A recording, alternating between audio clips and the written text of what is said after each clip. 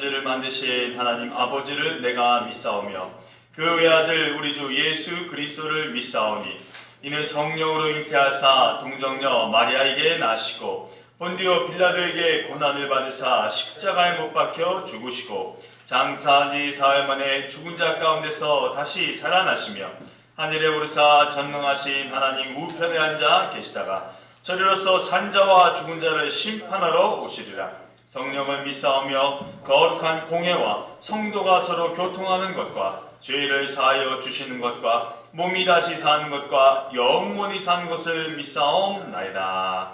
아멘. 찬송가 391장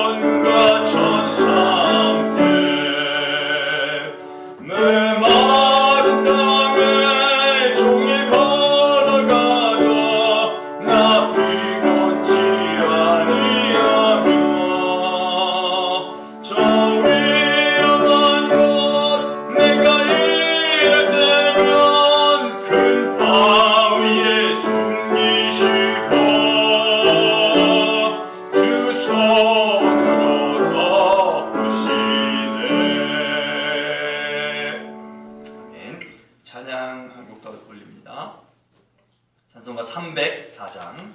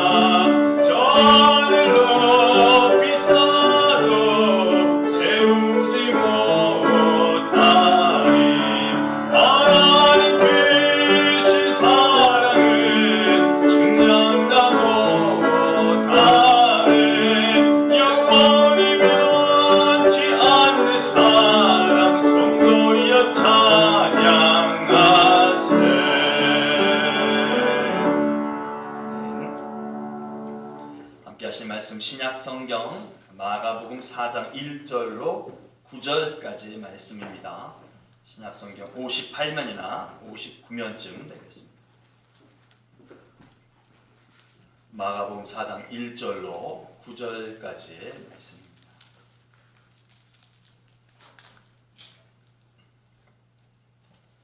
함께 한 목소리로 합독합니다. 1절부터 9절까지 함께합니다.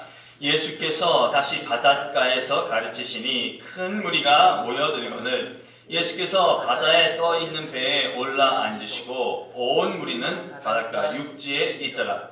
이에 예수께서 여러 가지를 비유로 가르치시니 그 가르치시는 중에 그들에게 이르시되 들으라 씨를 뿌리는 자가 뿌리러 나가서 뿌릴새 더러는 길가에 떨어짐에 새들이 와서 먹어버렸고 더러는 흙이 얕은 돌밭에 떨어짐에 흙이 깊지 아니하므로 곧 싹이 나오나 해가 돋은 후에 타서 뿌리가 없으므로 말랐고 더러는 가시떨기에 떨어짐에 가시가 자라 기운을 막음으로 결실하지 못하였고 더러는 좋은 땅에 떨어짐에 자라 무성하여 결실하였으니 30배나 60배나 100배가 되었느니라 하시고 또 이르시되 들을 귀 있는 자는 들으라 하시니라. 아멘. 하나님의 말씀입니다. 기도합니다. 좋으신 하나님 감사합니다. 생명의 말씀을 읽었습니다. 이 말씀을 통하여 우리가 하나님으로부터 얻어지는 은혜가 풍성하도록 주님께서 역사해 주세요. 더불어 이 말씀을 좇아 생을 살아가는 우리가 되도록 도와주시옵소서. 성령의 능력을 의지하며 말씀을 선언하고 함께 나누는 이 시간 가운데에도 오직 하나님의 말씀만이 함께 나누어지는 귀한 시간으로만 하나님께서 인도해 주시옵소서. 예수님의 이름으로 기도합니다. 아멘. 책임감이 있다, 성실하다. 여기는 어떤 의미가 좀 담겨 있을까요? 자신에게 주어진 그 무엇인가에 대해서 정성스럽고 참되게 대하는 것, 그리고 맡아서 해야 할 임무나 어떤 의무에 대해서 중히 여기는 마음을 갖고 그것에 대하는 자들에 대한 평가일 것입니다. 식당에서 손님을 맞이할 때요, 정성을 다하여서 맞이하고 손님을 접대하고 그 손님이 떠난 자리에 그 자리를 깨끗하게 치우는 그런 모습들, 열심히 서류를 작성하고 또 타이핑하고 주어진 일을 하나하나 점검하는 그런 모습들, 옷 젖는 거, 옷 매무새가 상해지는 거 개의치 않고 열심히 땀 흘리면서 청소하는 그 모습, 우리는 그런 모습을 보면서 책임감이 있구나, 참 성실하다, 이렇게 평을 합니다. 식당에서 손님이 오는데 손님을 열심히 맞이하겠다고, 정중히 대하겠다고 흐뭇한 눈빛으로 바라보고 있는 그런 종업원이 있다면, 또 내가 열심히 회사를 위해서 일을 해야지, 그 아주 책임감 마음만큼은 정말 최고인데 그저 쌓여있는 그 서류를 그런 진지한 눈빛으로만 바라보고 있는 직원들이 있다면, 여러분, 우리는 그런 분들을 향하여서 성실하다, 책임감이 있다 이렇게 말을 하지는 않습니다. 그래서 책임감이 있다, 성실하다라고 하는 것은 움직임이에요. 행동이 뒷받침되어질 때 우리는 책임감이 있고 성실하다라고 하는 것을 말하고 그런 것들을 갖춘 사람이다라고 인정을 합니다. 그러나 무엇보다도 중요한 것, 움직인다고 해서 무턱대고 움직이는 것이 아니라, 행동한다고 해서 아무렇게나 행동하는 것이 아니라 자기에게 주어진 일에 맞는 합당한 행동이 뒷받침되어져야 한다는 것, 그것만큼 정말 중요하게 잊지 말아야 할 것입니다. 오늘 본문의 시작을 다시 바닷가에서, 예수께서 다시 바닷가에서 이렇게 풀었으면서 예수님의 동선에 대해서 언급합니다. 바닷가를 갔는데 다시라고 꾸미는 말을 붙이니까요, 아마 이번 그 바닷가 행이 처음은 아니다라고 하는 것을 짐작할 수 있겠죠. 진짜로 마가복음 2장 13절에 예수님께서 처음 바닷가를 가신 적이 있으세요. 이 또한 예수님의 책임감이나 성실함이 있다는 것을 볼 수 있는 대목입니다. 예수님은 자신이 원하시는 장소를 오고 가는 듯 보이지만 사실은 복음으로 인하여서 예수님이 이곳저곳을 다니시고 움직이고 계신 것입니다. 게다가 그 모든 곳에서 예수님께서는 스스로 하셔야 할 일을 하고 맙니다. 장소가 어떻든 불문하고 복음 증거하는 것에 최선을 다하는 예수님의 모습입니다. 우리가 우리 스스로를 향하여서 책임감이 있는지 성실한지 자문하고 싶습니다. 아마도 우리의 성실과 책임감이 우리의 생업 가운데는 보다 분명하고 뚜렷하게 반듯하게 나올 것이라고 생각이 되어집니다. 그것은 우리의 생을 이루는 가장 기본적인 것이 될 것이기 때문입니다. 그렇다면 우리의 신앙, 우리 생을 살아가는 우리의 신앙도 우리에게 있어서 성실과 책임이 그 무엇보다도 좀 도드라지게 나타날 수 있는 그런 믿음의 행보가 우리 가운데 있었으면 좋겠습니다. 오늘도 어김없이 큰 무리, 1절의 말씀에 보니까 큰 무리, 곧 아주 많은 사람들이 모였다고 기록을 합니다. 사람들이 모이는 것에는 여러 이유가 있겠죠. 아마도 예수님께서 각별한 일을 해주셨다는 것이 온 동네 사방천지에 소문이 났으니까 이 사람들이 몰려올 것입니다. 그러나 어쩌면 여러 가지 이유 중에 예수님의 처세술도 있었을 것이라고 하는 것이 생각이 되어져요. 예수님의 처세술이라고 하는 것은 다름 아니라 타인을 위한 모습입니다. 우리가 예수님을 생각해 볼 때 예수님에 대해서 예수님은 욕심쟁이고 예수님이 이기적인 사람이고 예수님은 화만 내는 사람이고 예수님은 좋지 않은 사람이고 이런 기억이 우리 믿는 자들 가운데 있나요? 전혀 없어요. 예수님을 떠올렸을 때 그런 인상이 전혀 없습니다. 그것은 무엇을 반증하는 것인가요? 예수님은 단 한 번도 이기적이거나 몹쓸 짓을 했다거나 자기만 챙기는 그런 분의 모습이 한 번도 없었을 뿐만 아니라 그런 생활을 하신 적이 없다는 것이죠. 모르는 자들에게 진리의 말씀을 알게 하시고 아픈 사람들을 고쳐주고 병들어 힘들어한 자들을 만나주시고 그들을 회복시켜주시고 치유해주시고 돌봐주신 모습이 예수님 모습의 전부였다라고 하는 것입니다. 사람들을 대할 때 그런 모습이 예수님으로 하여금 항상 많은 자들을 일으킬 수 있는 그 원동력 중에 하나로 작용했을 것이라 판단이 됩니다. 이런 모습은 오늘 본문에서도 나타나죠. 좀 더 잘 가르치시고 복음을 전하기 위한 사람들을 위한 배려의 모습이 나타납니다. 바닷가 평지처럼 여겨지죠. 그래서 많은 사람들이 운집해 있다고 군중이 몰려 있다면 사실 예수님이 보이지 않을 수도 있을 것이에요. 원활한 교육이 되지 않을 수도 있을 것이에요. 가르침이 잘 전달되지도 않을 수 있을 것이에요. 그런데 예수님께서 어떻게 행동하신가요? 1절 말씀이니까 배에 올라서서 그러니까 크고 작은 수많은 사람들 중에서도 예수님이 또렷이 잘 보일 수 있도록 예수님 가르침을 하기 위해서 배에 오르십니다. 그렇게 해서 배 위에 오르셔서 강의를 하시는 예수님은 회중들에게 들으라 라고 선언을 하시죠. 분명 이 말씀은 교육하시고 가르치는 중에 행하신 것입니다. 2절에 여러 가지를 비유로 가르치시니 그 가르치시는 중에 라고 말씀을 하셨죠. 그러고 난 연후에 3절에서 들으라 라고 말씀을 하셨습니다. 들으라는 것에는 어떤 의미가 있을까요? 저희들 어렸을 적 학창시절에 조회나 아침 조회나 이런 것들을 떠올려 보면 다소 이렇게 어수선하고 좀 소란한 기색이 있으면 선생님이나 교장 선생님 앞에서 조용히 해 이런 말씀들을 하셨어요. 그래서 집중할 수 있도록 하시죠. 그리고는 꼭 말씀을 덧붙이셨던 것들, 이거 잘 들어야 된다, 이거 중요한 거야, 잘 들어야 된다, 그런 말씀을 하셨던 것 같아요. 이미 듣는 사람들이 있는 자리에서 예수님께서 들으라 라고 말씀을 하셨다라고 하는 것이죠. 어쩌면 본문에서도 사람들의 수가 많다 보니까 다소 어수선했던 것들이 있었을 수 있고 또 정말로 중요한 말씀을 가르치시고자 하기 때문에 잘 듣기를 원하는 그런 바람이 있으셔서 들으라 라고 말씀을 하셨을 법합니다. 아무튼 두 번이나 언급하시는 것을 본다면 정말로 잘 들어야 될 이야기면 분명한 거죠. 또 들으라 라고 하는 것을 3절에 한번 시작했고 마지막에 또 다시 한번 들으라 라는 말씀으로 하심을 통하여서 정말 이것이 잘 들어야 될 그런 이야기가 된다는 것을 예수님께서는 말씀해 주시고 계십니다. 그런데 여러분, 듣는 것은 단순히 듣는 것으로만 그치는 것은 아니다라고 하는 중요한 사실을 우리가 기억해야 합니다. 듣는다, 무엇이든 잘 들어야 된다라고 하는 것은 현재 자신의 생과 분명한 그런 연관이 있어요. 학생들에게 잘 들어야 된다라고 하는 것은 학생 본연의 의무를 잘 할 수 있는 기회를 주기 위해서 잘 들으라라고 말을 합니다. 공부와 관련이 있기 때문에 그럴 것이, 군인에게 잘 들어야 한다, 잘 들으라라고 하는 것은 어쩌보면 작전이나 훈련의 그 성패와 관련이 있기 때문에 지대한 관계가 이어지기 때문에 잘 들어라라고 이야기를 합니다.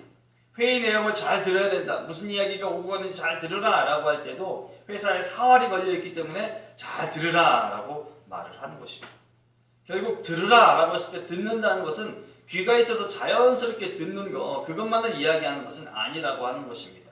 그리고 어떤 특별한 지성을 채우기 위해서 들으라라고 하는 것도 더더군다나 아니라라고 하는 것이죠.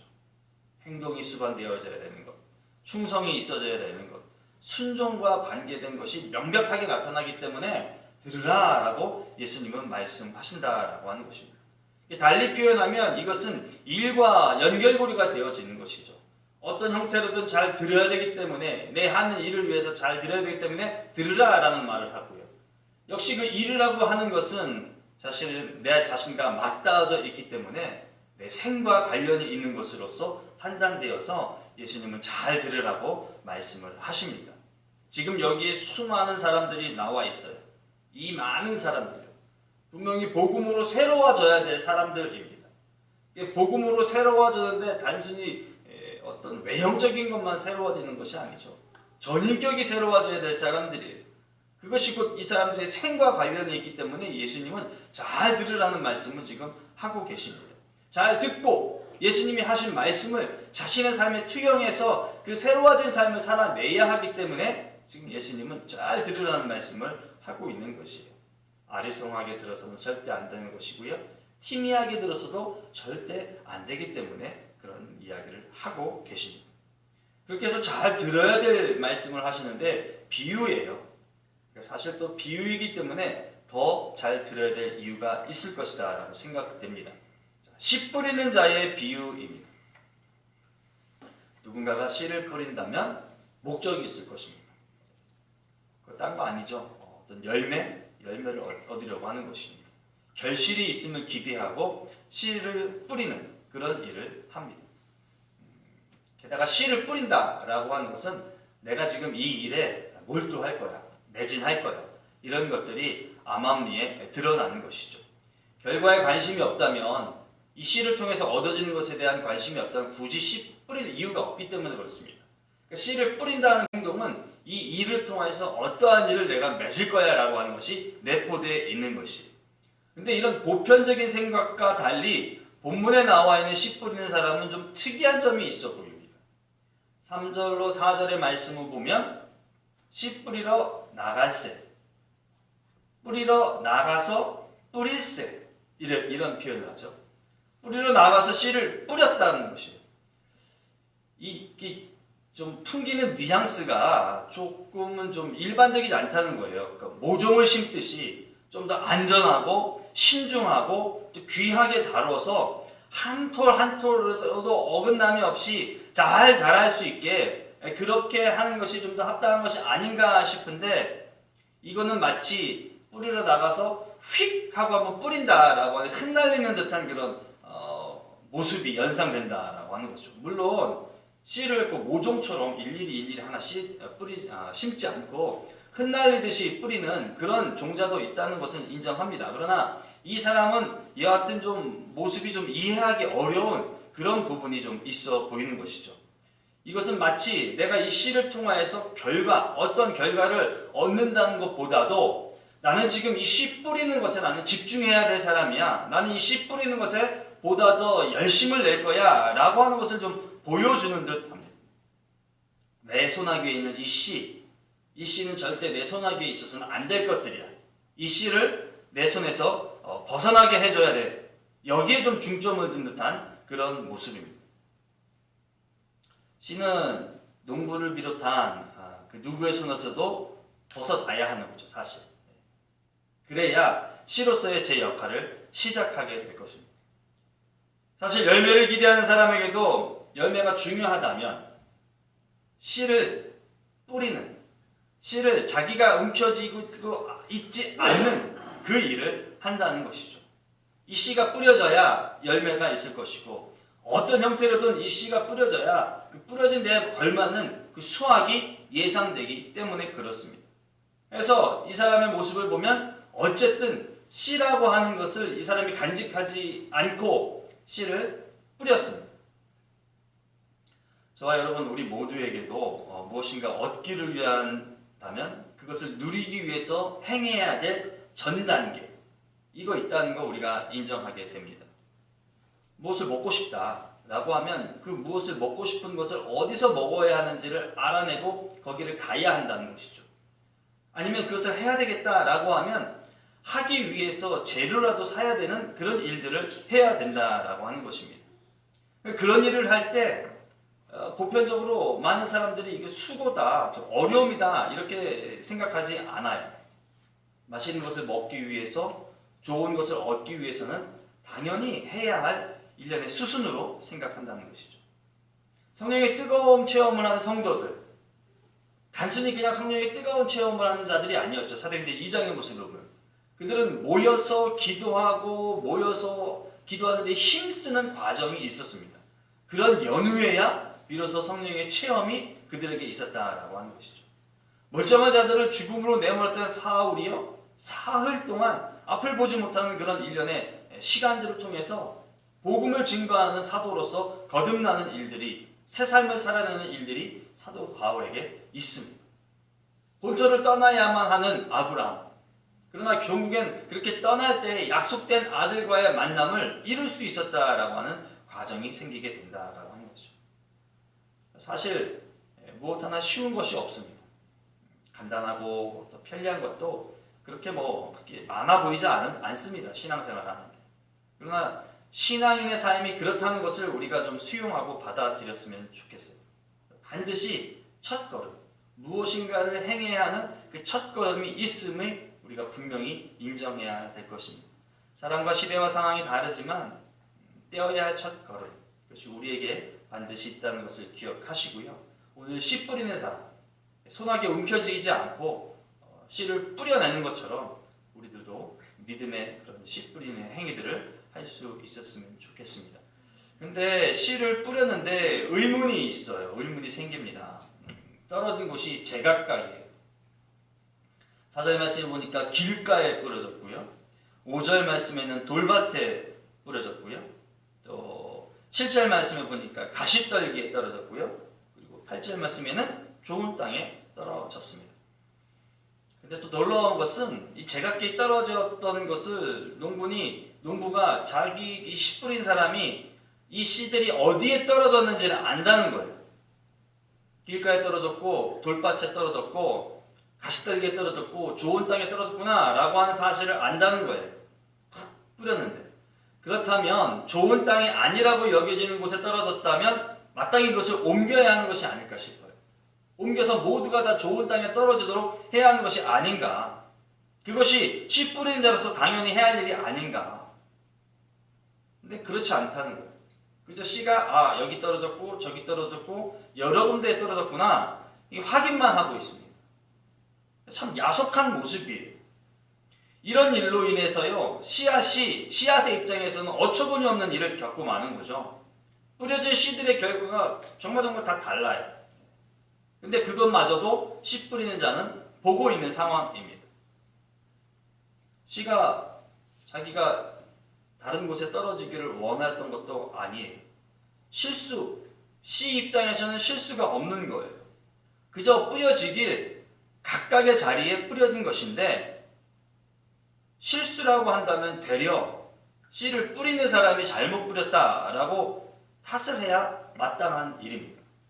근데 그런 구절, 그런 모습은 전혀 없고 그저 뿌린 자는 어디에 떨어졌는지만 확인할 뿐이에요. 그렇다면 좀 다른 각도로 좀 봐야 될 필요가 있는 거겠죠.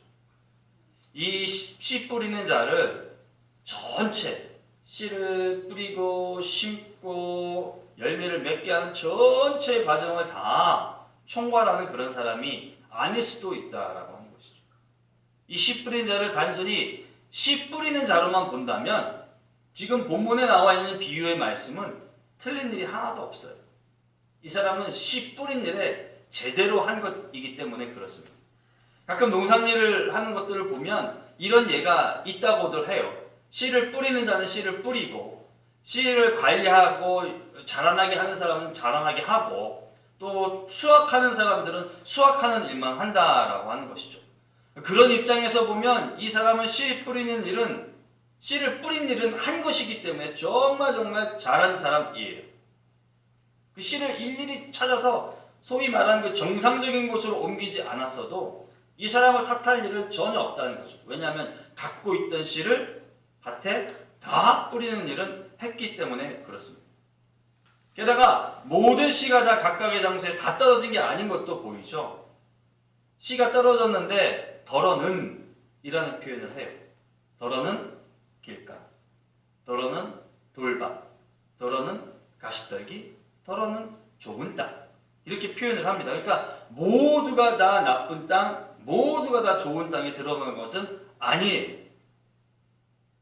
일부, 어쩌면 작은 것, 그것이 각각의 땅에 떨어졌는지도 모르겠어요. 그래서 공동번역 성경은 이 덜어는 이라는 것을 어떤 것을 이렇게 이야기합니다. 그리고 현대인의 성경은 어떤 씨는 이렇게 이야기를 해요. 그런데 놀랄만한 일이 일어나죠. 또 이 씨 상태가 아주 굉장히 좋았었나 봐요. 그러니까 어떤 씨들은 길가나 흙밭이나 가시덤불에 있어서 수확의 양이 현저하게 떨어지게끔 만드는 일이 분명히 발생할 수 있는데, 좋은 땅에 떨어진 열매로 인하여서요, 성경 말씀은 30배, 60배, 100배의 결실을 이뤘다라고 얘기를 해요.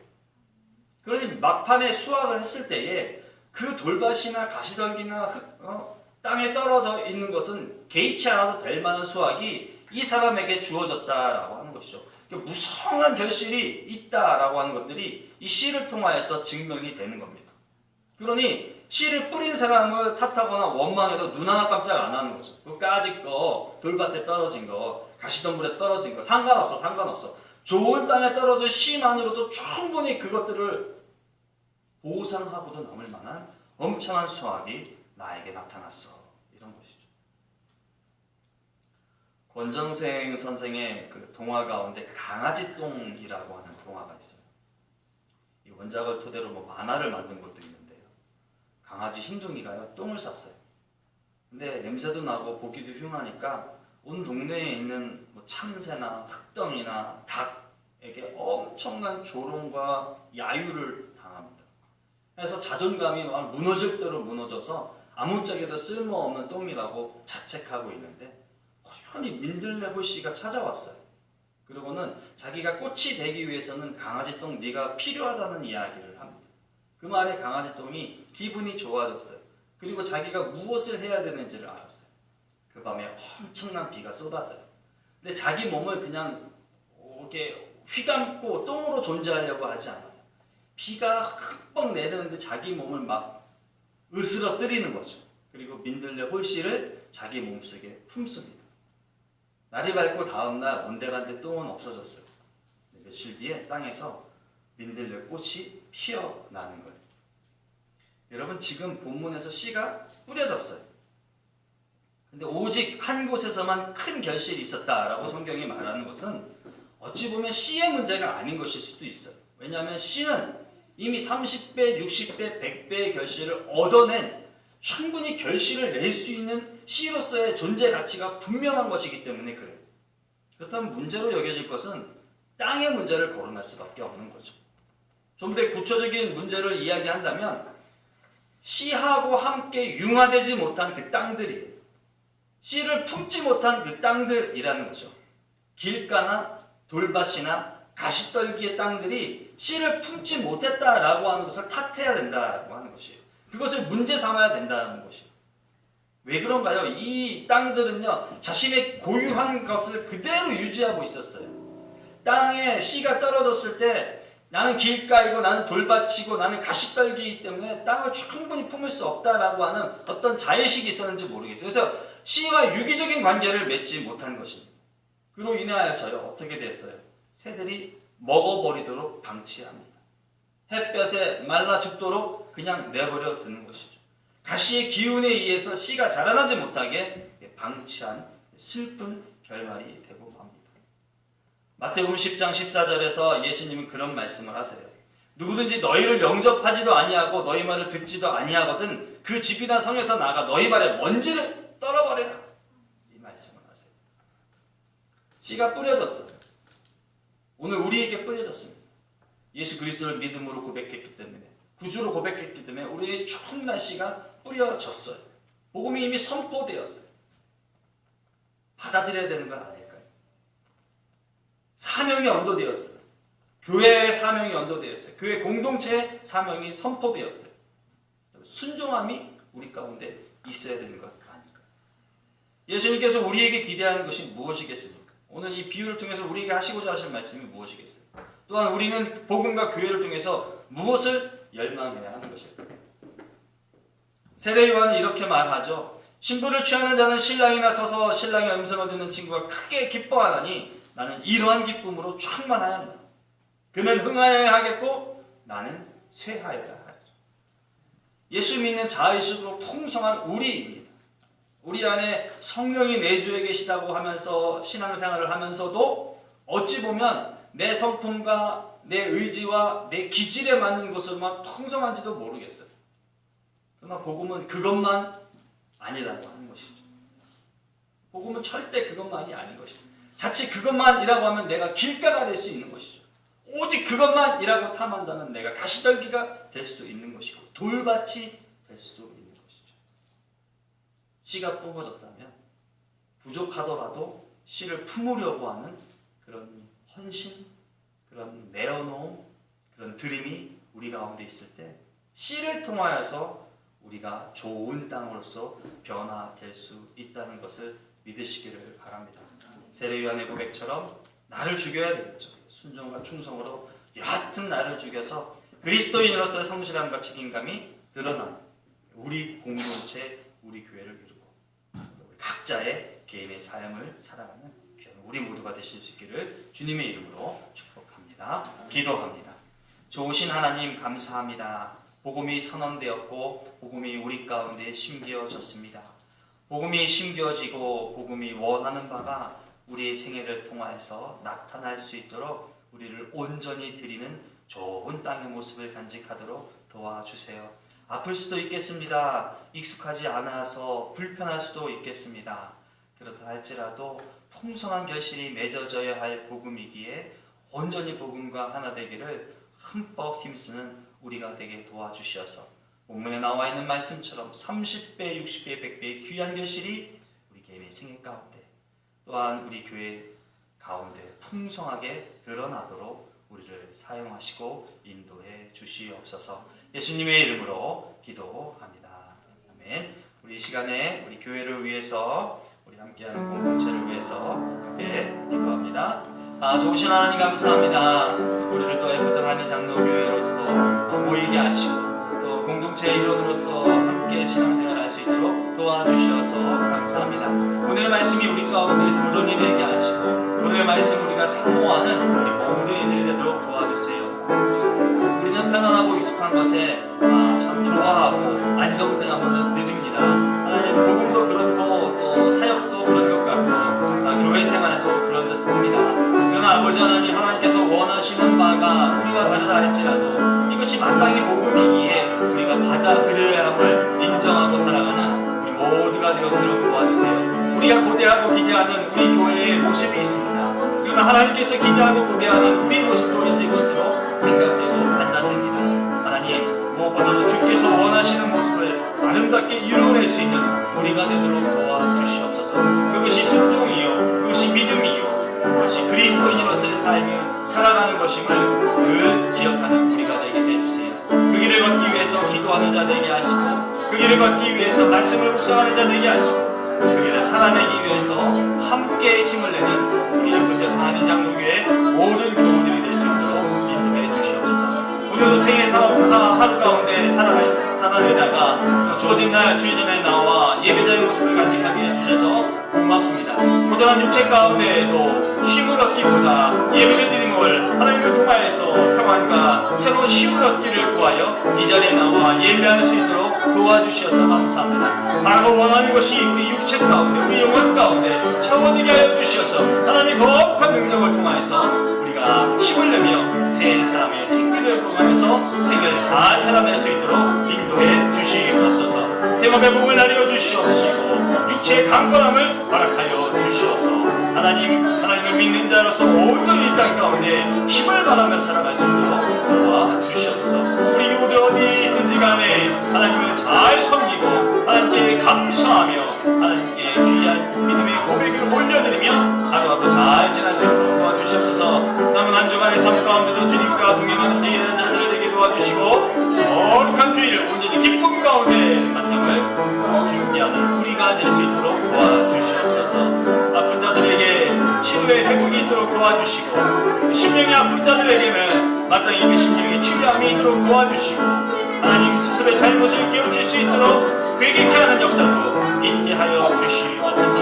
우리 교회를 통해서 온전히 하나님을 높여드리며 기쁨과 감격뿐만 아니라 희망과 소망과 사랑을 풍성히 누리는 모든 교우들 될 수 있도록 주장해 주시옵소서. 가는 발걸음도 안전케 하시고 남은 오늘 하루 가운데에도 하나님으로 인하여 나아가는 시간으로 함께해 주시옵소서. 예수님의 이름으로 기도합니다. 좋으신 하나님 감사합니다. 예배를 드릴 수 있도록 아름다운 교회를 허락하시고 또 예배당을 허락하시고 함께 힘을 발하여 예배 드릴 수 있는 우리 지체들이 있게 해 주셔서 참으로 고맙습니다. 하나님 우리 교회를 통하여서 이 지역 가운데 복음이 깊이 널리 심겨지게 하시고 그 중심에 우리가 사용되어지도록 도와주시고 인도해 주시옵소서. 하나님께서 원하시는 자들, 하나님께서 만나시기 원하시는 자들을 우리 교회를 통하여서 만나게 하시니 감사합니다. 이런 일련의 과정들을 통하여서 우리도 믿음의 사람으로서 준비하고 또 하나님의 뜻에 함께 힘을 모아 새로운 사역을, 새로운 기대를 일구어낼 수 있도록 주장해 주시옵소서. 한 분 한 분 주께서 사랑해 주시니 감사합니다. 그 사랑이 우리의 몸을 통하여, 우리 가정을 통하여, 우리 교회를 통하여, 우리 지역을 통하여 드러나게 해 주세요. 예수님의 이름으로 기도합니다. 아멘. 주기도문 하심으로 예배를 마칩니다. 하늘에 계신 우리 아버지여, 이름이 거룩히 여김을 받으시오며 나라가 임하시오며 뜻이 하늘에서 이루어진 것 같이 땅에서도 이루어지이다. 오늘 우리에게 일용할 양식을 주시옵고 우리가 우리에게 죄 지은 자를 사하여 준 것 같이 우리 죄를 사하여 주시옵고 우리를 시험에 들게 하지 마시옵고 다만 악에서 구하시옵소서. 나라와 권세와 영광이 아버지께 영원히 있사옵나이다.